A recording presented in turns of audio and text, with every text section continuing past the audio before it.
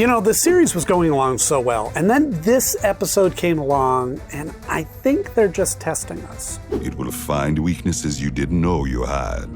Today we have the episode Night Ride, as we're approaching the second half of the first season of Batman Caped Crusader. And this series has been so wild because I feel like each episode has sort of been a different style entirely. And this episode, of course, brings us the Gentleman Ghost. And so we dip our toe into the supernatural world. Now, Batman's skeptical of this all along, but I don't know if this is the right episode for where we're at in the series. It's not in any of these books. So first, let me talk about Gentleman Ghost.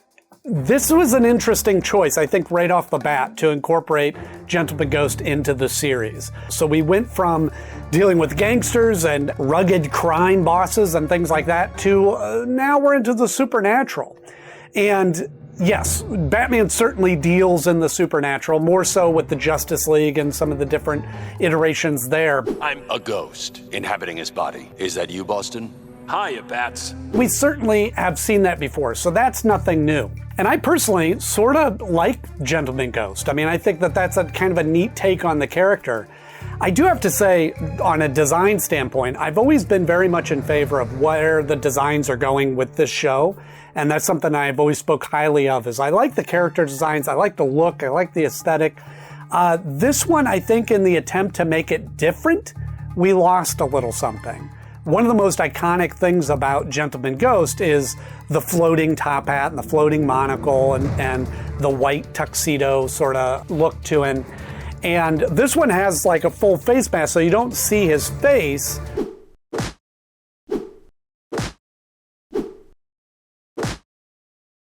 Which I guess kind of leans into maybe he's real, maybe this is all just, sort of a Scooby-Doo type ghost. Obviously some lunatic in a costume. But that's actually not the case, as we see in the episode. Now, again, I feel the need to preface this, since this is a new show, there will be spoilers in this review, so if you haven't seen the episode by now, what are you waiting for? It's on Prime, go watch it. But then come back here and I'll give you my full take. But I don't want to spoil anything for you, because there are certainly some twists and turns in this episode that I didn't expect. I didn't believe they existed. Again, we're still not playing with that kind of iconic rogues gallery that we normally associate with Batman. And what's interesting about that, just a little side note, is I think I often think of the rogues gallery as the 60s Batman, because that was sort of my first introduction to Batman, first kind of learning who he was. So you have the Joker, Penguin, Riddler, Mr. Freeze sometimes, Catwoman was a big one, and then the movies certainly featured those kind of primary four. And then when I was introduced to Batman the Animated Series, then we sort of added Two-Face was a big villain in there. Mr. Freeze we saw more of, Clayface, and I think of those. So even when I say the iconic rogues gallery, I think that's different for different people. But I don't think many people would list Gentleman Ghost on that list. Fun character, and we saw an iteration of him in Batman Brave and the Bold. And I think that's what's fun about Batman, is there is a wide range of characters that you can pull from. But this one felt a little like sidestepping from where we were at. You know, we're battling Rupert Thorne, we're obviously building something with Two-Face, we see more of that going on, or Harvey Dent, and now we have this ghost terrorizing Gotham. Not much tragedy there. I mean, he's just a bad ghost terrorizing the poor of Gotham. Why would a ghost be stealing money? I do have to say, that's an interesting take, that we have a 180 on the robs from the rich, gives to the poor, and here we have some sort of landowner or some sort of higher up in society that now has come back to rob from the poor. Neat take. I spent most of the episode expecting there to be a twist of going, oh, he's not really a ghost. It's just somebody pretending to be a ghost. I know who you're pretending to be. And that's not quite the case in this. So I think that this episode sort of takes the series in a different direction. Old ghosts, old magic.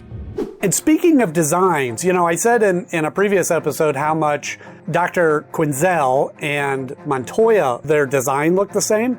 I'm getting the same feeling here with Harvey Dent and Bruce Wayne. You take Bruce Wayne's design and you give him sort of furrowed eyebrows, maybe a little thinner, a little slimmer. and you got Harvey Dent. I don't know, that kind of bothers me because I expect so much more from the design. And Bruce Timm, I think he's a fantastic artist, fantastic designer, and brought us so many iconic looks to characters that I associate with the characters to this day, and have obviously influenced many iterations. But now we're talking about just regular people, just two guys, you know, and the designs look very similar. And some of it is because you have those simplistic line structure that you're working off of, but I was a little disappointed in that. It's a good point. I do like how they're beginning to build out some of these side characters, like Alfred and Lucius Fox. Like we discovered before, Lucius is a lawyer, Bruce Wayne's lawyer in this one, and we see that there's some relationship there between Alfred and Lucius, Mr. Fox. Patches, where are you? That's kind of interesting, and I think that those sort of things just create a nice depth of characters, a nice depth of story. Even the fact that Bruce Wayne didn't know that they had this kind of past relationship. So I like those things, and I like the potential of where that's leading. And in so many ways, I feel like that is what this series or some of these early episodes are doing, is really kind of laying breadcrumbs to sort of introduce or tease some of the things of this world. You know, sometimes when I see shows or series do that, I feel like some of it's for the networks and for the higher executives that are making the decision about the show to go, hey, look, we've got a lot of potential. We can do this, we can go this angle, we can drop this, we can go this way. And we as the fans get to benefit from that. You two are so chummy. And there's also seems to be a little bit of a tension between Alfred and Batman or Bruce Wayne. And that's interesting. We don't often see that. I mean, certainly I think that we've seen in some of the recent iterations in the movies, we've seen that Alfred disappointment in Bruce Wayne or trying to get him to come back to humanity. I'll follow you to the end, but you know, I can't be held responsible if you're on a suicide mission with this Batman quest or whatever. But I think this episode more so paints this picture of there's just this tension. There's just sort of this disagreement, maybe a lack of trust to Alfred on Bruce Wayne / Batman's part. And again, I feel like this is early in Batman's development in a timeline sense. They don't really establish it, thankfully. They don't do an origin story, but I would guess this to be in the first few years of Batman's career. Although Alfred has known Bruce Wayne since he was a kid, obviously, I think the idea of Batman is still new to Alfred, and he's trying to figure out where he fits in and what his responsibilities are there. And so I like some of that tension. Now, that does get resolved at the end when Batman almost loses Alfred, that we see that kind of resolved. Perhaps it's something he doesn't want you to know. But I think there's more that they can do with that. With Alfred is often depicted in a lot of shows as a follower, does whatever Bruce Wayne wants. He's the boss, I'll do what you say. This one we see more Alfred like kind of making a stance or he's a much more independent character in this, which I think opens up a lot of doors for where they could go with this, the character and just some of the storylines in the series. Indeed. Now, here's where I really struggle with this episode and why I say that the creators of the show almost feel like they're testing us. We've done a lot of things in the episode so far. We're about halfway through, actually exactly halfway through the series.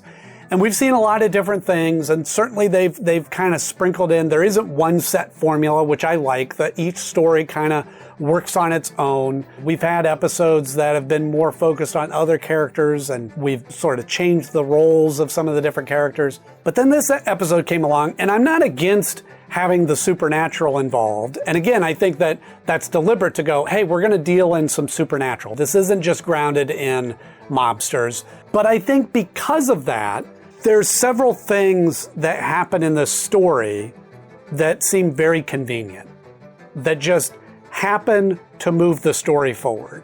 And there's always going to be some of that when you're writing a story. Sometimes you just have to take a leap and go, we need this character here to deliver this exposition. I just need it to move the story forward.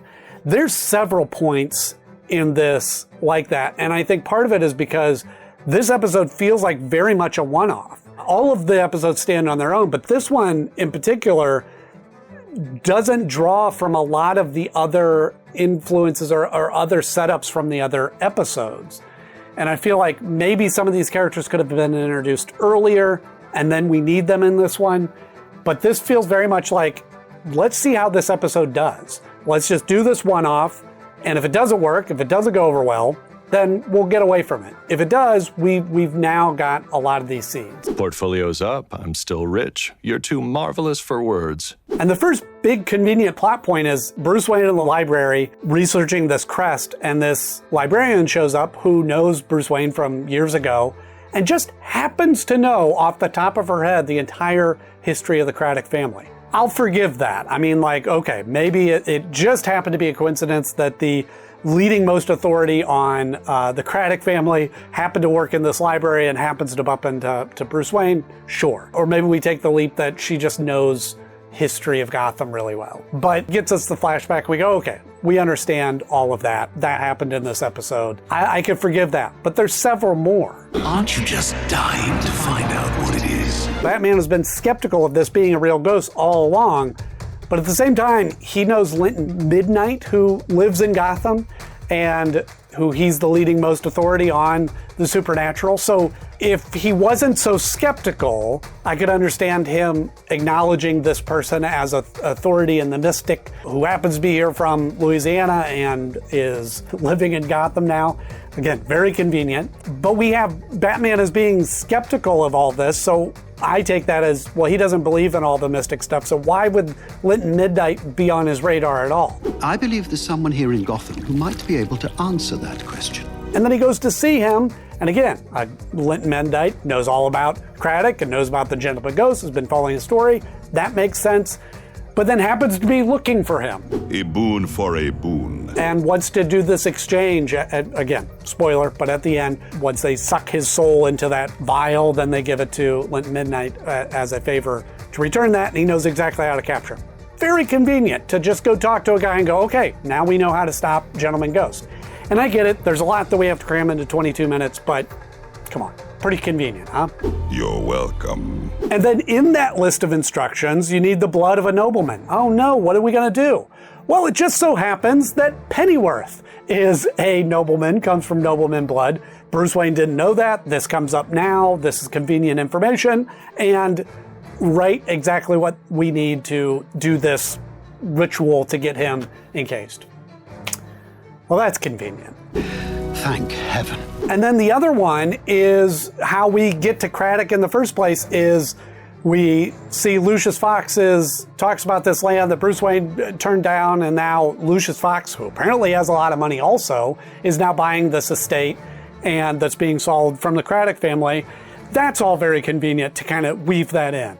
Any one of those sort of plot points I could have forgiven, but when you cram them all into one story, it starts falling apart. It starts feeling like the actions and the story is not motivated by who is doing what, but by this very convenient situation of events that happens over a couple of night period. You mix into that where you go, oh, this is supernatural, which now isn't a battle of, oh, let me bring down this gang, but now it's, I need a lot more tools and a lot more resources to bring down a ghost, and they just so happen to all be at my fingertips. Sort of really disappointed in the story for those reasons. Maybe we could fix it. The one nugget of this episode that I did like was that they had the Dent storyline.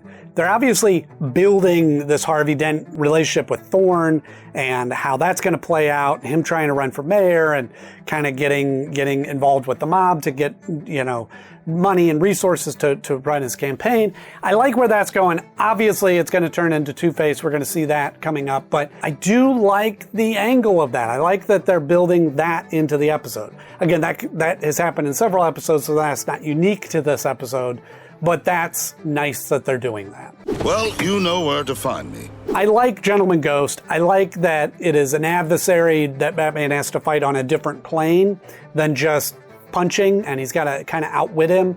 So if you remove the convenience, you kind of look at this episode on its own, It's fun, but I really didn't feel like I needed it. And I sort of just want to get back to fighting gangsters. You die first, then. Now, I've never really been a fan of kind of supernatural stories, whether they exist in the DC universe or not. Constantine, where I think is the origins of Lit and Midnight, not a character or story that I really followed, just my personal preference. I haven't really gotten too much into that. And I would say the closest thing to a ghost character that I enjoy is the Grey Ghost, which is one of my favorite, if not my most favorite episode of the original Batman the Animated Series. If you want to see my review for that, click here and I'll see you in the next episode.